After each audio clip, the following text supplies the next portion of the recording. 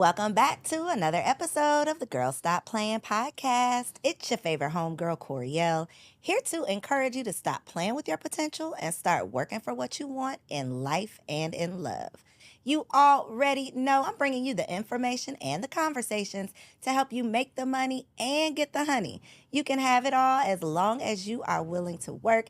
And ladies, y'all are in for a treat because we about to talk about getting to the honey on today's episode. Before we get into it though, make sure y'all like this video. If you are listening on a podcast app, subscribe to the show and go ahead and get ready to share this episode with a friend because it's going to get a little spicy.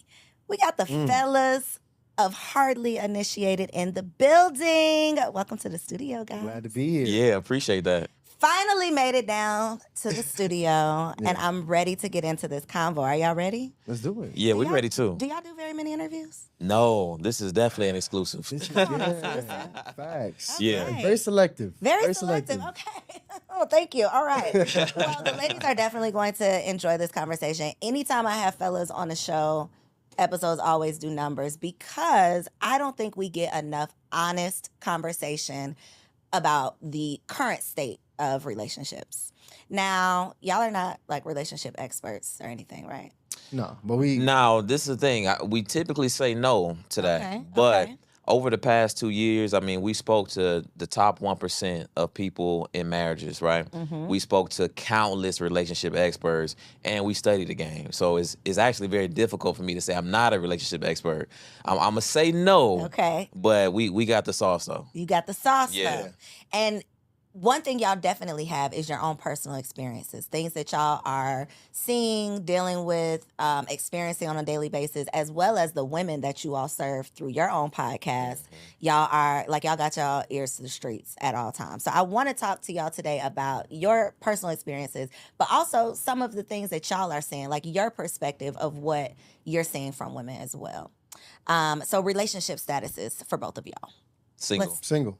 Single as hell, or like it's a lady watching this that y'all got to be mindful of what you're saying? No, yeah, I'm seriously dating, but Okay, okay. I'm still single. Okay. I'm single as hell. Single as hell. That's No- a fact, yeah. Nobody gonna be tuned in mad. Okay.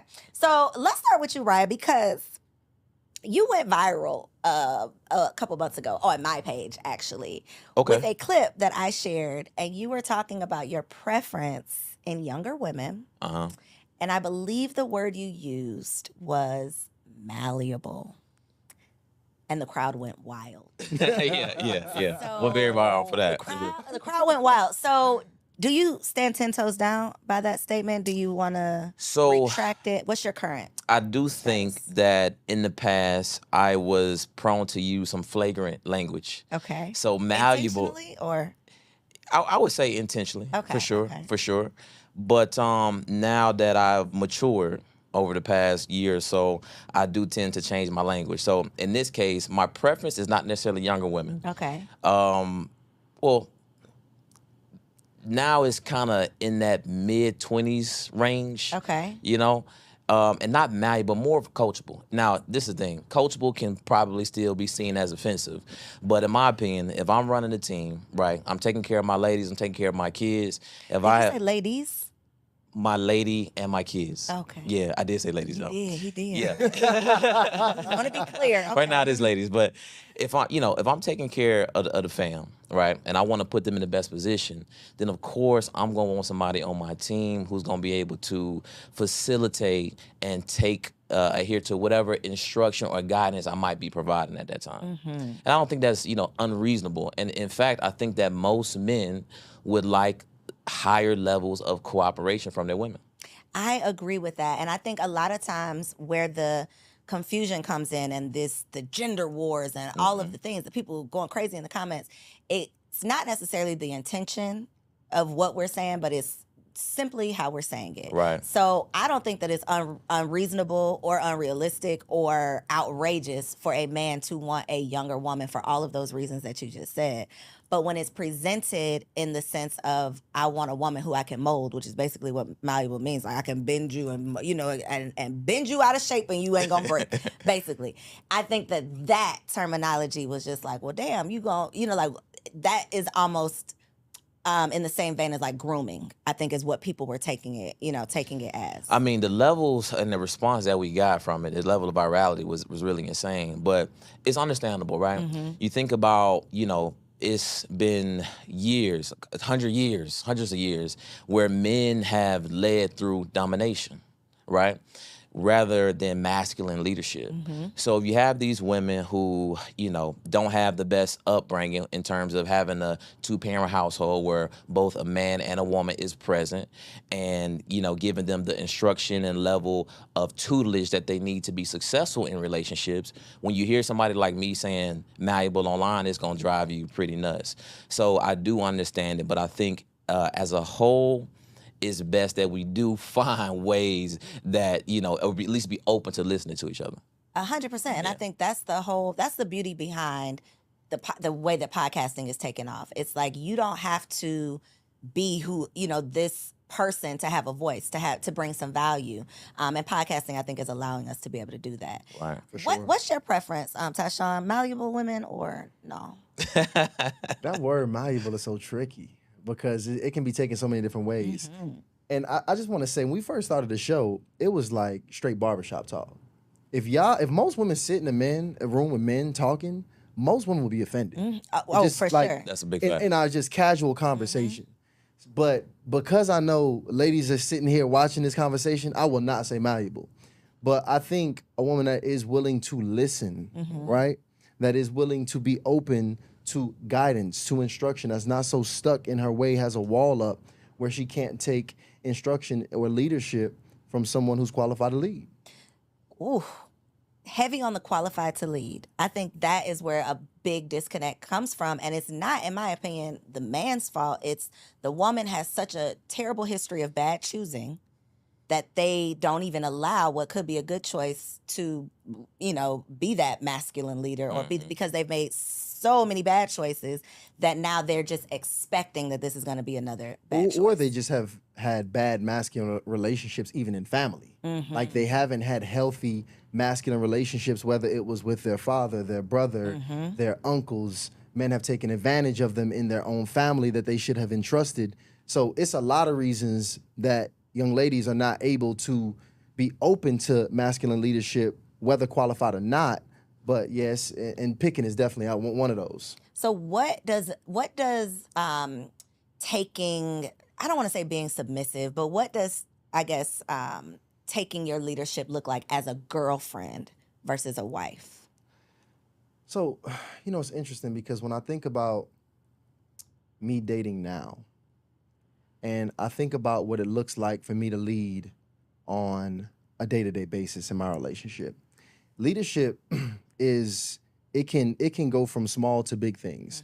And I think women have to look, especially when dating, at the small things that he does, because that's really what you're gonna be able to evaluate at that point.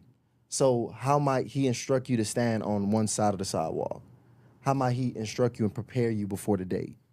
How does he instruct you to, or watch over you as you walk back into the house after the date is over? Like, it's just really small qualities that you have to evaluate in him to see if that leadership is there, to see if he's like providing that realm of security and safety around you.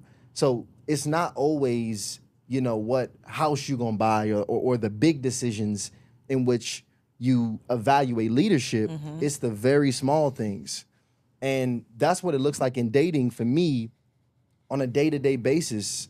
I feel like you're always providing a level of leadership. Like right now, the young lady I'm dating was looking at purchasing a home, and I have a real estate background. So I could have been in a situation where I just go ahead, sit back, I let her do all the work.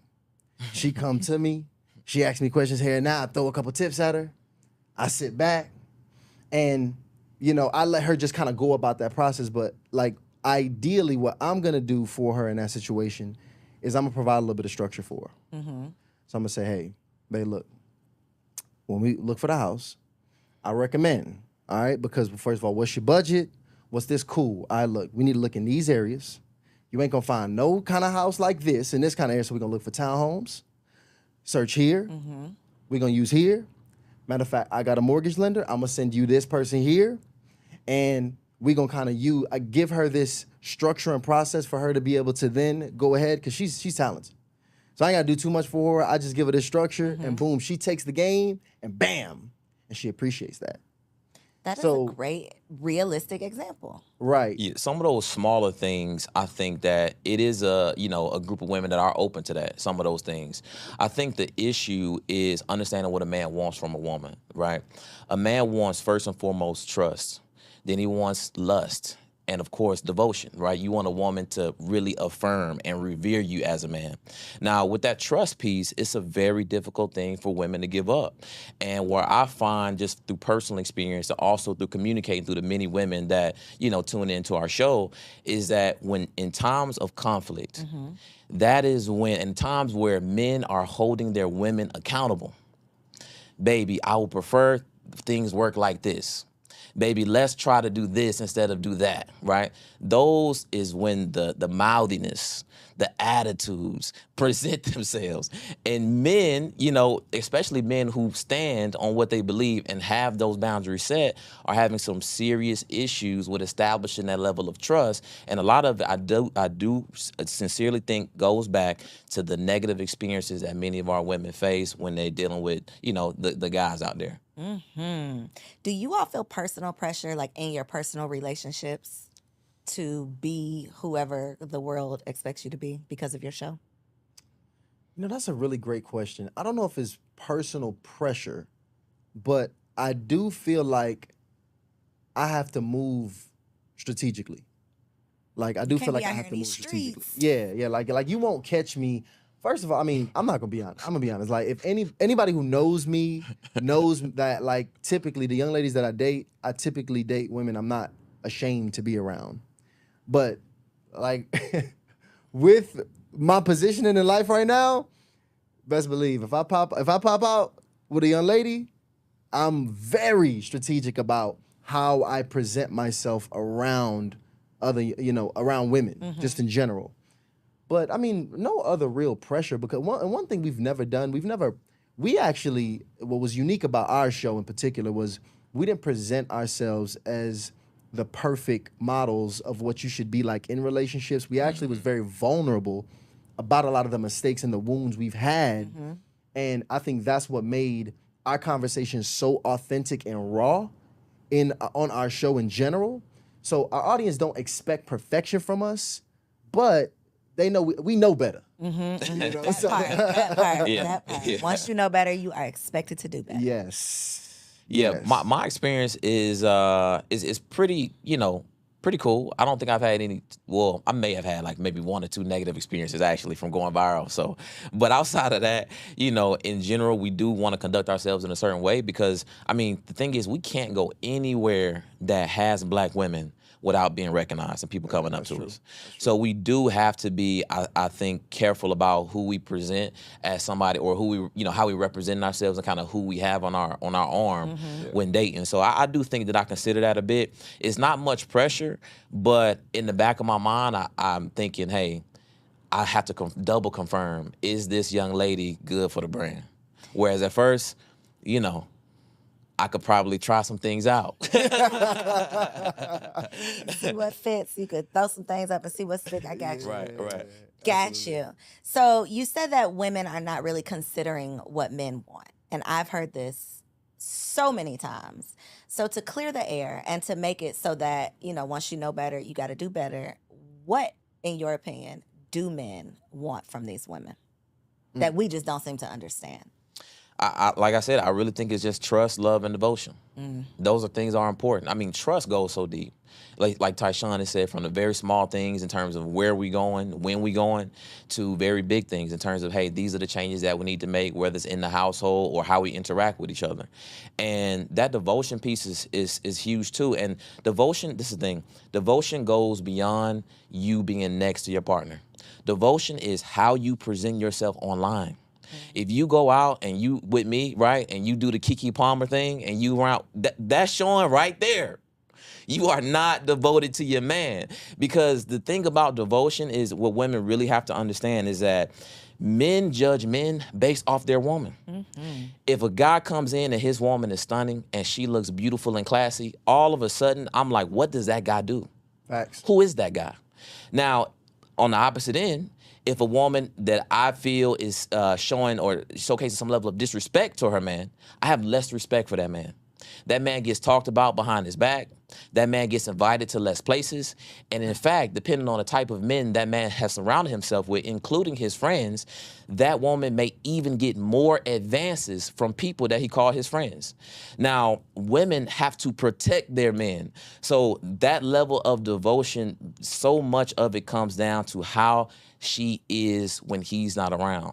And I think that, a lot of times women think, hey, if I'm not right with my man, it's certain things that I can do because I want to do this with my girls or because this is how I feel. But women must consider at all times, is this the right thing to do if my man was around? And if it's not, then it's best not to do it. So no to the Kiki for you too. Oh no. What was the major problem, in your opinion, with Kiki? Oh, come on. What was the issue? And let me ask was you. It Would you have done that? Absolutely not. But I can tell you why I can pinpoint exactly where I would not have. I would not have. Couldn't have been me. Okay. But what at the root of it, was it that it was filmed? Was it the dress? Was it the singing? Was it that she just had a baby? Like, what, in your opinion, what was your issue with it? A woman who is sharp is always aware of what's going on, right? So being aware of it is really just understanding what the situation is. One, you're Kiki Palmer, right? Okay, that's the first thing. You have attention, you have an audience, you have eyes. You can easily end up all over the internet with just the slightest thing you do. So one, you positioning yourself outside, dressed the way you're dressed, and then, first of all, men, we instantly know. I instantly know if I'm with a woman, the way she interacts with another man, responds to his energy, I instantly know either is something going on, something has went on, or something could go on. Right? Just by the energy and how they're interacting with each other. And the interaction was just disrespectful to a woman who already has a relationship with another man. Oh no, she's just getting serenaded. First of all, no woman should be getting serenaded. Right. I don't even like the sound of my woman getting serenaded, first of all. But again, understanding the situation at hand, when you put all of those variables together, it was just essentially an emasculating experience for her man. And that's one thing that's a position you never want to put your man in. I agree. Do you think that he handled it appropriately? Of course not. No. Of course not. No. That's something that you want to handle in private. Now, I don't know if it was a publicity stunt or if it was as part of the marketing campaign for her album that came out or something like that. But at the end of the day, when you have issues with your woman, you address it directly with your woman and not in public. And I think when a man does, look to address these things online, that's an emotionally unstable man. Yeah, so he furthered the emasculation. That Oh, part, absolutely. You did it. I felt like she was wrong, but you made it. You threw gasoline on it. Oh, yeah. Oh, absolutely. Don't address me in public. Oh yeah. Not in public. But Chance the Rapper, was he wrong I didn't with his see twerking at the what was it? Wait, Oh, you know what? I did. You So he saw, was for getting sure danced you saw, on. He was yes, getting danced yes. on outside. At the what's it called? What's the festival? I know, like Carnival. The carnival. Yes, It was Carnival. Mm-hmm. So he was getting danced on, and it's kind of weird, like, and that's why it's just certain environments I don't know if you should be in when you're in a serious relationship, because that's the culture of Carnival. Like my people, that's our background. I'm deep in that culture, so I know it's a whining, twerking, grinding culture out there. So when you get in the mix of that, you're gonna end up in the mix of that. And just me personally, I just wouldn't want me or my lady in Carnival if we just at a certain point in our relationship. Like I just really think it's just certain things, it's just single activities. Gotcha, It's just certain things I just don't, at a certain level, What am I doing here? what am I doing here? Agreed. So was he wrong? Absolutely. I mean, it's just not a good look for the family. And that's really what it's about. It's like the brand of the family is what I really think it comes back to, especially when you at that level where the eye is on you, the eye of the people is always on you. You always want to protect the brand of your man as well as the man protecting the brand of his lady, which is why I love seeing couples like when I see like the James family. Oh yeah, like LeBron and his wife and his kids. The Messi's like that too. Who that? Lionel Messi. Yes. It's certain families that when I look at them, I just think, wow, like they've really protected each other for decades of being in the limelight, where so many things could have went wrong. He had so many opportunities. I'm sure some people, oh, he did this, he did that, whatever. He didn't bring the trouble to my doorstep. Absolutely. At the end of the day, it is not in my home, right? Yeah. And so I think, to your point, though, it's not just celebrity, because social media has put the spotlight on all of us now. Oh, yeah. And so a big thing that we didn't necessarily have to consider in the past is like who you present online. So how do you all feel that your social media presence affects your personal relationships, I guess? And I mean from the sense of a woman that you would potentially date. It's an impact. I mean, some good, some not so good. My Instagram profile is not very active, but obviously we got the show. So I mean, the amount of DMs and solicitations that I get or women showing interest is a lot, right? And it's funny because once it started happening, I literally called Tyshawn and I'm like, yo, I have to get back into the word because I got to get my discipline right, right? Because it's crazy because, you know, it depending on why you want to influence people, right? So I really had to take a look at that, why I wanted to influence people. And I had some vanity underlying in there. So when I started getting those DMs, it's like, oh yeah, this is what I wanted. And I had to really look back at it. It's like, okay, look, if this is the goal, then we're not gonna make it very far. If income is the goal, then we're not gonna make it very far. So I really had to go back and look at, hey, why exactly I wanted to do this. So now the same DMs, I'm like, I don't respond. Right? I actually don't like it. You know, so some people would consider that good. You know, they got more people to pick from. But me personally, I don't think so. But I would say one of the negative things is just having an opinion. So because I have a publicized opinion, I am now coined as very opinionated. When I have just as much opinions as you don't like as your mom does, or your dad, or your brother, your sister. Trust me, you ask them opinions on some hot topics, they're gonna say a lot of stuff you don't like, right? But because I am publicized, then it does sometimes impact not a woman's level of attraction, but her willingness to actually go out and you know, go on a date with me. Sometimes I'm able to work through it, but other times, to be honest, there's just women that they like stay far away. And you know, like ladies is, you know, y'all researchers. Oh yeah. Sure. So y'all gonna research your man, y'all gonna look at his LinkedIn, his Instagram, if he had a MySpace back in the day, y'all pulling up everything. So it's interesting having a relationship podcast, because if you're dating and you got a relationship show, that's the only place they're gonna go. They're gonna go Listen to every and episode. binge Yep. every single episode that you've had. And they're gonna pull up anything that did not make sense. You know, when you guys first started the podcast in heard you 2021, when you had so and so on, you said, Yeah. you know, so like you gotta address all these things. But here's what's interesting though, because with the young lady that I'm dating now, so interesting. I found that this has been a way to have conversation that I probably would have never had without.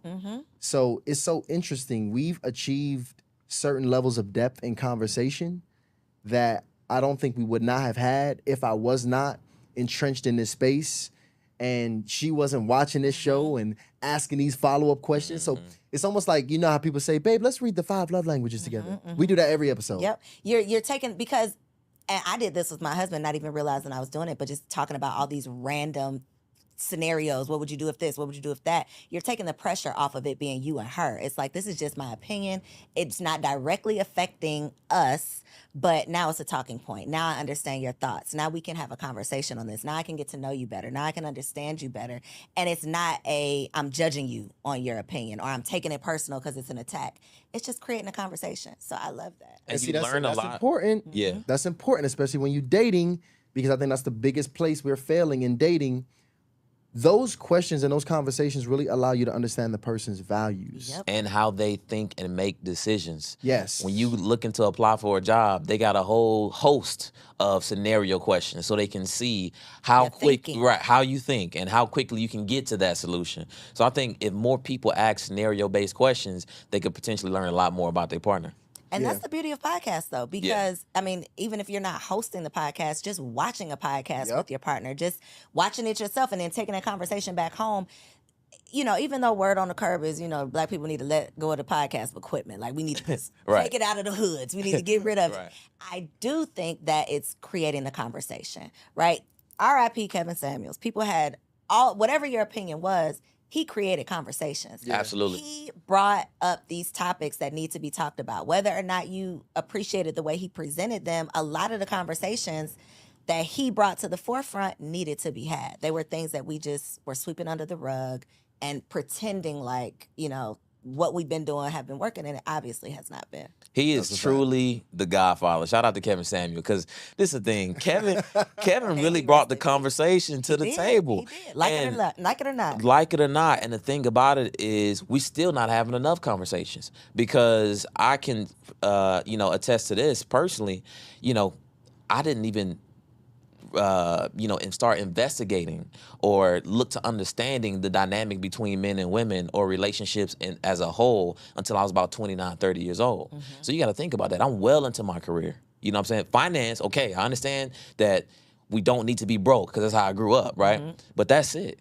I mean, it's more to life than that, right? It's more to being a man or a woman than that. So he brought conversations that I think, of course, some of it was abrasive, and it's going to be rough because a lot of us grew up without the right instruction, without a soft voice, without a rock or foundation to lean on.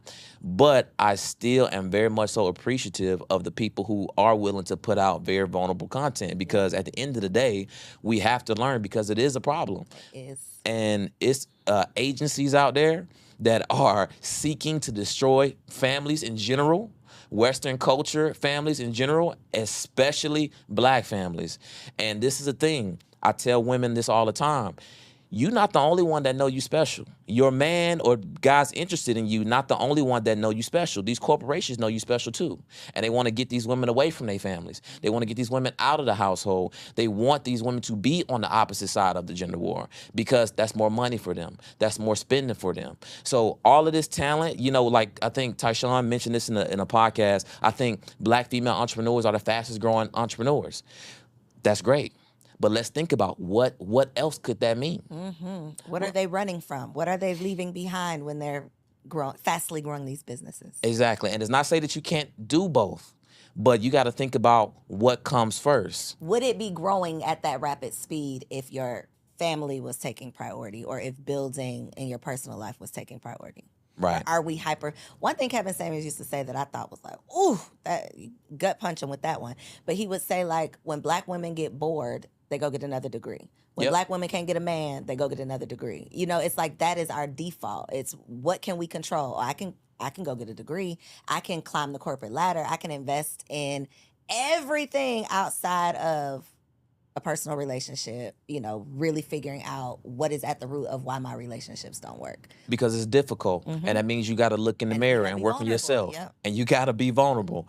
And the thing is, women love community. They love to be incentivized. They love structure, right? They love to overachieve. And they doing it all for somebody that's not willing to die for them. Somebody that's willing to fire them whenever the company is losing money.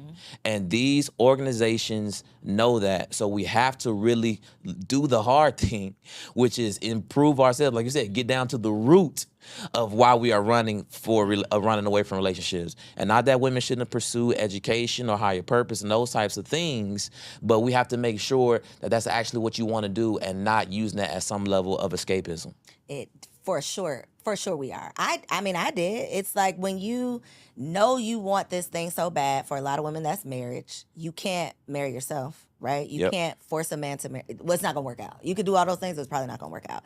So knowing that you can't control that, I'm gonna just focus and invest my time and energy on what I can control. which is I'm gonna make this money, I'm gonna get these degrees, I'm gonna get all of these plaques up on the wall, but then I'm lonely at night. I'm sad, I'm mad, I'm upset, I'm frustrated, but I'm pouring all of this energy and effort into trying to fill the void. That only truly fulfilling the void with what you really desire. We had Dr. Jamal Bryant on the show, and he dropped the bar.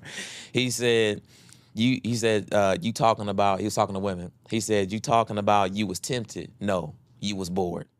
Facts. And I thought that was very descriptive of what's happening. And it says, I think in the book Way of a Superior Man, he talks about this a bit. He says the masculine is mission, and the feminine is love and release. And when women are in that space where they don't necessarily feel like they're operating at their fullest capacity, they go ahead and hop in their masculine bag and they pursue a mission. And it just becomes difficult because me personally, I can date a woman with a job. I can date a woman that is obviously taking care of herself, but I can't really seriously date a woman that's trying to climb the heights of the corporate ladder, because at this point we become brothers in arms. We're not, there's no polarity. There's not, that sexual tension and fire is gone at that point. But because she's dedicated and devoted to her job. Well, it's the energy that it takes. I've tried it. I'm telling you, I have tried it, and it's very difficult because even just in the casual after, because think about when you come home after you've been fighting all day. Your t-shirt is bloody. You done fought the world, slayed dragons, both of y'all.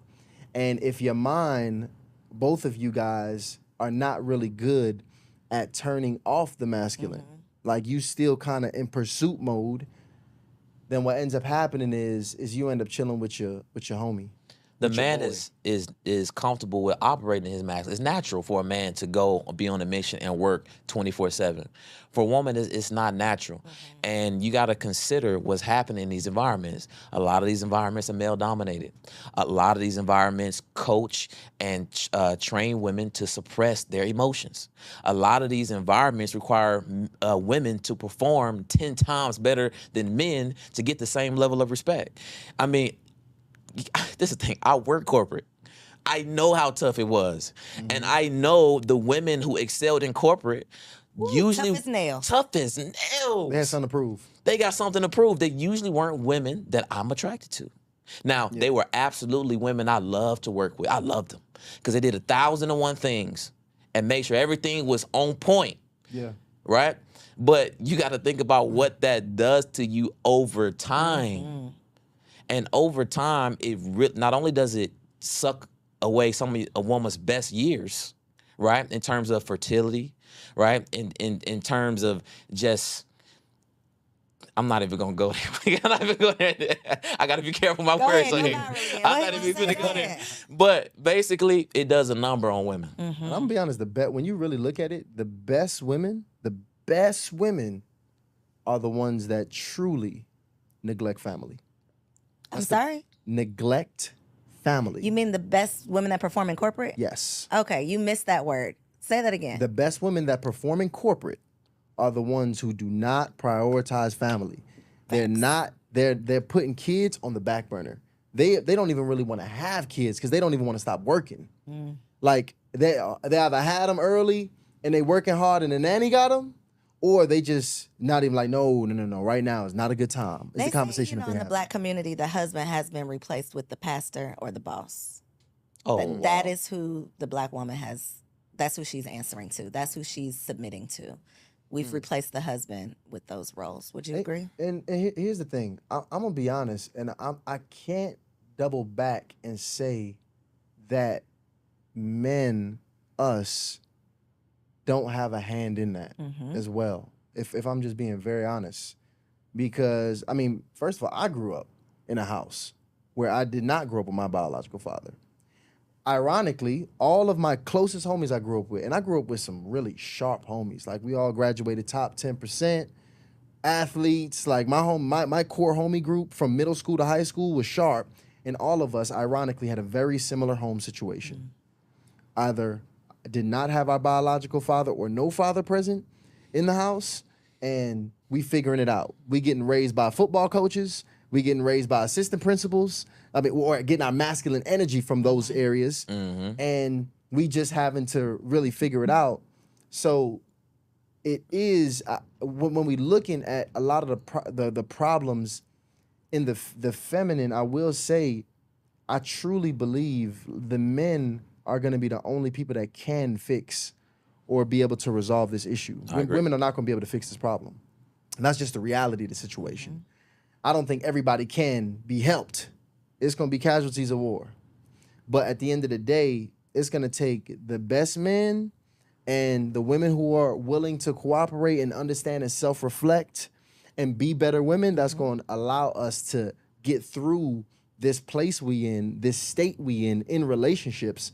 Because as social media continues to double down on pouring poison in our minds, I can literally find myself scrolling and even be finding myself be like, these crazy ass women. Just with the things I see. And I'm even now having to more intentionally unfollow certain things that I'm seeing messages. But that's what men are now being inundated with, these visions of delusional women. Yep. And men are and women are seeing men talking about how bad they don't want to be with one of these women or how they'll never get married, which further just, and then we bring in all of this and then we trying to date with all of this deeply in our subconscious. And then we're still having kids because we might be slowing down, the rate of marriage might be, all of this other stuff might be slowing down, but we're still sleeping together. We still have unprotected sex. We're still having children out of wedlock. So we're continuing the cycle. Very dangerous We're cycle. literally continuing the cycle. But nobody, I haven't seen it, nobody's addressing the fact that we're still just having these babies. Nobody is talking about that. Right? Because if you talk about it, then you're shaming single mothers. If you talk about it, then it's the whole cancel culture thing is like you can't speak to a solution because then if you're talking about a solution, then you got to be shitting on somebody who has the problem. Yes. It's like you can't even present the solution without somebody having a problem with it. It's meant to be like that. Oh, The divisiveness. by design, yep. Exactly. Divisiveness that's what draws the most attention. So they don't want us to have those positive conversations or conversations about change because that's not what brings these social media platforms advertising dollars. So what Tyshawn is referring to, seeing those women that little nutty and out of control, or seeing those men be very disrespectful and brash towards those women, that's good for these media platforms. Speaking of media platforms, what's your opinion on Red Pill community? Man. I think to me and Tasha, I think we agree on a lot of things, but I think we might disagree on this one. I'm interested. Good. Let's see. So I think I do think there is a place for Red Pill community. Explain what the Red Pill community is first. So the Red Pill community, I'm not a spokesperson for them. So They're woman haters. That's how I describe them. Yeah, it's a community that I would say solely holds women accountable when it comes to the relationship dynamic. I would say everything's the woman's fault, basically. Yes. that's what I would agree with that. That's the pretty much. philosophy. So Yeah. because and you got to understand the avatar of the man who goes to the Red Pill community, because so many of these men don't have masculine presences in their households. They're lost and going into this world. And imagine a man whose every experience with a woman has been negative, right? Because he does not have game. He does not know how to take care of himself. He's not personally developing. He does not have good discipline. He doesn't know how to communicate well. So with women, he probably gets rejected over again. Maybe in school, he was getting teased. He was getting called ugly. That is exactly. So women have become a major issue for this man, and he doesn't know how to fix it. So he goes to this community of men who, here's where the Red Pill gets it right. They are teaching men to get better. They're teaching men to go to the gym. They're teaching you to be disciplined. They teach you to get money. They teach you to do those things to build up your value. But where they get it absolutely wrong is when it comes to family. They do not teach family. They do not teach the benefit of having a woman in a man's life and how he becomes better with a great woman. They tell you all of the issues that women can bring. Here's how to have sex with women very quickly. Here's the things you need to watch out for so they don't take your money. I mean, I even seen as far as the red pill community, the one of the higher level originators of the red pill community telling men to even get vasectomies so they can have so they can pretty much forego sexual discipline and still be able to, you know, pretty much make it a man's playground, if you will. But at the end of the day, the only reason that community exists is because it's been such a lack of masculine leadership. Masculinity has even been getting punished over the last few decades, with it being something that is toxic and should be relaxed and should be much softer. And we push the softer men. And when you don't have, like, first of all, if you, the uncles, y'all remember like the uncles at the cookouts that was talking? Like, low key, a lot of those guys would be considered red pill if you just hear some of the things that they say. Like, talk to an old black man. Like, Yeah, but he was probably married. But see, that's the thing. I'm talking, and again, the red pill community, when they talk about relationships, their whole relationship dynamic and talking points is massively toxic. It's massively toxic. All these things did not work out. Now let me tell y'all how it didn't work out. Now, this is the thing. I do 100% agree with Tyshawn on that. But I do still think it's a space for it. Because although I don't agree with the angle, I do think that sometimes you got to get punched in the face to get your ass up. I really do think that. But what is the getting your ass up? Because I just feel like it's not a solution-oriented philosophy. It's you being a better man, but then what? You being a better man for what purpose? So, no, I do agree with that. But it's just the thing. When I think about, you had, during the civil rights movement, you had two varying messages that you can say both were righteous. Martin Luther King and Malcolm X. Martin Luther King's message did not, some people, it just did not hit, right? But Malcolm X's message, it hit. Now, right or wrong, now at the end, did Malcolm X come around and he took a more holistic approach to race matters in the United States or in the world? Yes. So all I'm saying is, if you get punched in the face and you catch that red pill, take it for what it is. Don't become a devout follower of it. Just get this level of understanding that you need to make a change. Get that little level of motivation and find your way to a GS Youngblood or a David Dita that's going to teach you not only the dynamics between holding women accountable, but also holding yourself accountable. Because like Tyshawn said, women, we can't wait for them to change. It's us that must make a change. Yeah. See, that's the thing about it, because, I mean, if you go back to MLK and Malcolm X, they were both righteous, though. I mean, if you roll with either one of those guys, you were gonna, the society would have been better. Red pill is, I mean, where y'all driving us to? Where y'all driving us to? See, that's the issue with the red pill, because if I can't tell you to go to any community, that won't make the nation better overall. Like that's what's so, that's the most dangerous part there, because if you get stuck there, then your growth stunts. The problem is you need to get punched in the face by your pastor. This is the thing. One message was divisive, and the other message was more collaborative. It was very different. Violence was a big part of what Malcolm X was putting out. So you can't really say, don't get me wrong, I think both had levels of righteousness. But what I'm saying is, one particular message was piercing. The message that we are delivering, this whole man message, is a lot more difficult to get out than other message. So I don't agree with the red pill community, but I do think it's some space for it. Got you. Unfortunately, if we continue to have a society where we continue to create, I think we're producing just emasculated men, we're going to create the monster of the red pill community. The red pill community is just the reaction of, we spawned it from us not properly grooming the young men. Like, it's interesting, I was actually listening to the story of the Joker. When they tell you the story of the Joker, how the Joker, the maniac, one of the most insane villains of all time, when you watch the movie on him, which I watched this weekend, It's like a whole psychology series. Like he was this super pacified kid who had to suppress all of his emotion, who was not able to really embrace his masculine, who had to be this person that he was not. And over time, it spawned him into this evil character, one of the most evil characters of all time, through suppression and repression.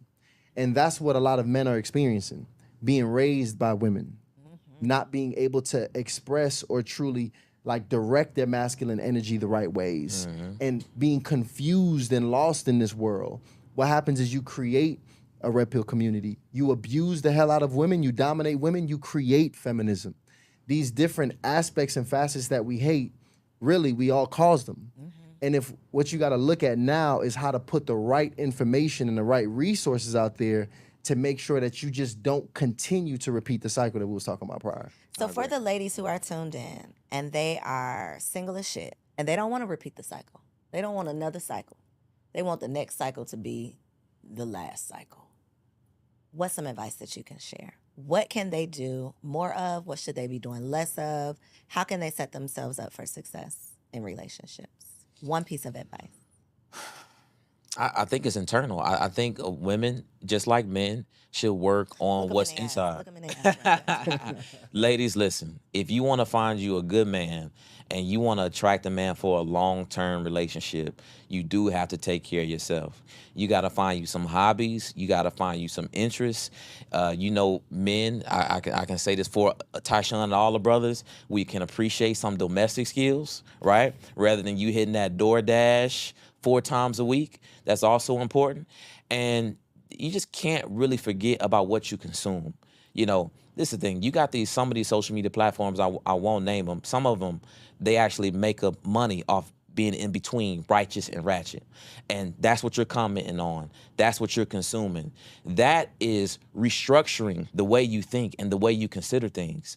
So everything starts with a thought. As a man thinketh, so is he. As a woman thinketh, so is she. So if you're not aware and you're not cognizant of what you're consuming on a daily basis, the activities that you're doing on a daily and weekly basis, you can find yourself in trouble. So if you focus on those things and tighten up on those things, you are going to attract and put yourself in position. Which is probably a whole nother episode. You are going to attract the man that you truly desire and be open to the man that you truly desire. Because a lot of the barriers that women have are solely from things that they don't understand and things that they have not yet come to know. It baffles me sometimes when I see women good women dating particular men. I'm like, man, you didn't see that coming. I'm shocked you didn't see that coming. But it's because they have not even opened their minds to be able to have the situational and relationship awareness to decipher or scrub before they actually lay down with them. So what I get for the ladies, because I think the Achilles heel of all women is that aspect and key of accountability. All right? So ladies, everybody else ain't the problem, okay? We have to there's always something that we can work on. And if you ain't all the way right. So one thing I see ladies neglect massively, and I think it's probably even more important for women than men. And even men don't need to neglect this, but more important for women. Your self-care, like the way you take time for yourself, being in tune with yourself, you being like, because your intuition, your knowing, that's like your superpower as a woman. So like when you neglect yourself for an extended period of time, you no longer are tapped in. That information, you understanding what you need to work on with yourself, you being able to, that accountability piece, it's not that you don't know what's going on. So I just really recommend every woman intentionally take some time out for yourself. If it's once a day, once a week, however you can do it. I've had this conversation with so many young ladies, and the first thing they say is, I can't because of work, I can't do that. No, I got kids I don't got time to meditate. I don't got time for no yoga. I don't got time for hobbies. I got to do this and that. Well, listen, you too busy to be healed.